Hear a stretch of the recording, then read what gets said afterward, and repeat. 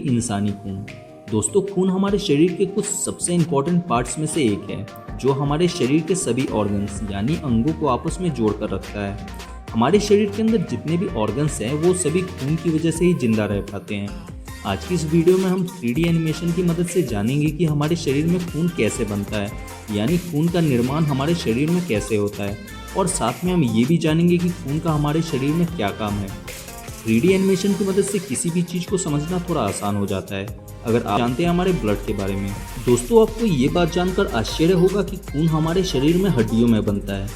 ये जानने के लिए कि खून हमारे हड्डियों में कैसे बनता है, हमें पहले ये जानना होगा कि खून किन किन चीज़ों से मिलकर बना होता है, यानी खून में कौन कौन से पार्टिकल्स होते हैं। तो आइए पहले इसे जान लेते हैं। हमारा खून 4 चीज़ों से मिलकर बना है: plasma, red blood cells, white blood cells और प्लेटलेट्स। प्लाज्मा ब्लड का लिक्विड पार्ट होता है और बाकी के बचे ये 3 पार्ट ब्लड के सॉलिड पार्टिकल्स होते हैं। अगर हम अपने ब्लड के कुछ हिस्से को लें और उसमें से ब्लड के इन पार्टिकल्स को अलग करें तो उस ब्लड से हमें 55% plasma, 41% red blood cells, 3% white blood cells और 1% प्लेटलेट्स मिलता है। हमारे शरीर में ब्लड के इन सारे पार्टिकल्स का क्या काम है, पहले इसे जान लेते हैं।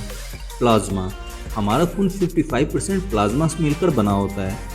प्लाज्मा 90% पानी से मिलकर बना होता है, बाकी इसके 10% में प्रोटीन और कुछ इलेक्ट्रोलाइट्स होते हैं। प्लाज्मा पीले रंग का होता है। अगर हम इसे खून से अलग करें तो ये हमें पीले रंग का दिखाई देता है। प्लाज्मा का सबसे पहला काम ब्लड में मौजूद सॉलिड पार्टिकल्स को मूवमेंट कराना है। खून में मौजूद red blood cells, white blood cells और प्लेटलेट्स सॉलिड स्टेज में होते हैं, इसलिए वो खुद से मूवमेंट यानी गति नहीं कर पाते हैं, इसलिए उनको मूवमेंट कराने का काम प्लाज्मा करता है।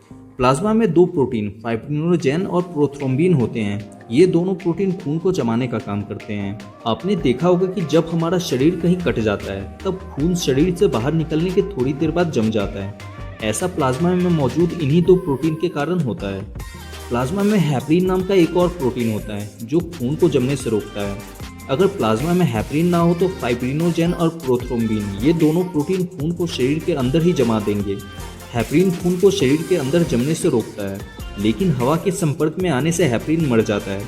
इसलिए जब खून शरीर से बाहर निकलता है तब हेपरिन के मर जाने के कारण फाइब्रिनोजेन और प्रोथ्रोम्बिन एक्टिव हो जाते हैं और खून को जमा देते हैं। Red blood cells.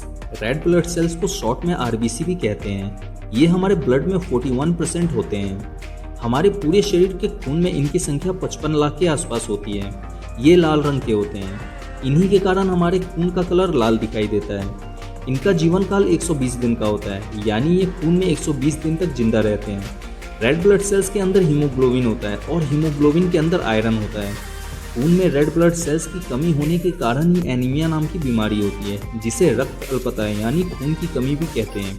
इसलिए एनीमिया होने पर डॉक्टर आयरन की टैबलेट देते हैं। हमारे शरीर में रेड ब्लड सेल्स किसी टैक्सी की तरह काम करते हैं। हमारा शरीर छोटी छोटी कोशिकाओं यानी सेल से मिलकर बना हुआ है और हर सेल्स को जिंदा रहने के लिए ऑक्सीजन की और कुछ न्यूट्रिशन की जरूरत होती है। हमारे शरीर में रेड ब्लड सेल्स का काम ऑक्सीजन और न्यूट्रिशन को ढोना है। रेड ब्लड सेल्स बॉडी के हर सेल्स तक ऑक्सीजन और न्यूट्रिशन को पहुंचाने का काम करते हैं।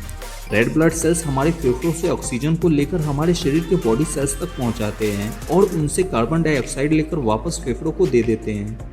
White blood cells. White blood cells को शॉर्ट में WBC भी कहते हैं। ये हमारे ब्लड में सिर्फ 3% ही होते हैं। इनका कलर सफ़ेद होता है और ये ब्लड के सबसे बड़े पार्टिकल्स होते हैं। इनकी संख्या पूरे ब्लड में 10,000 के आसपास होती है। व्हाइट ब्लड सेल्स का जीवन काल सिर्फ 4 दिन का होता है, यानी ये 4 दिन में ही मर जाते हैं। व्हाइट ब्लड सेल्स का काम हमारे शरीर में बीमारियों से लड़ना है। व्हाइट ब्लड सेल्स ही हमारे शरीर के इम्यून सिस्टम यानी रोग प्रतिरोधक प्रणाली होते हैं। व्हाइट ब्लड सेल्स हमारे शरीर में सिक्योरिटी गार्ड की तरह काम करते हैं। जब हमारे शरीर में बाहर से कोई बैक्टीरिया या वायरस घुसकर अटैक करते हैं तब व्हाइट ब्लड सेल्स उन्हें ढूंढकर मार देते हैं। इस तरह से व्हाइट ब्लड सेल्स हमारे शरीर को बीमारियों और रोगों से बचाते हैं। प्लेटलेट्स। प्लेटलेट्स खून में सिर्फ 1% ही होते हैं।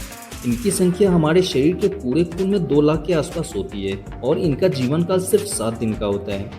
ये खून में सिर्फ 7 दिन तक ही जिंदा रहते हैं। प्लेटलेट्स का काम हमारे खून को शरीर से बाहर बहने से रोकना है। जब हमारा शरीर कहीं कट जाता है तब प्लेटलेट्स वहाँ इकट्ठा होकर उस जगह को ब्लॉक करने की कोशिश करते हैं ताकि वहाँ से ज़्यादा खून हमारे शरीर से बाहर ना निकल पाए।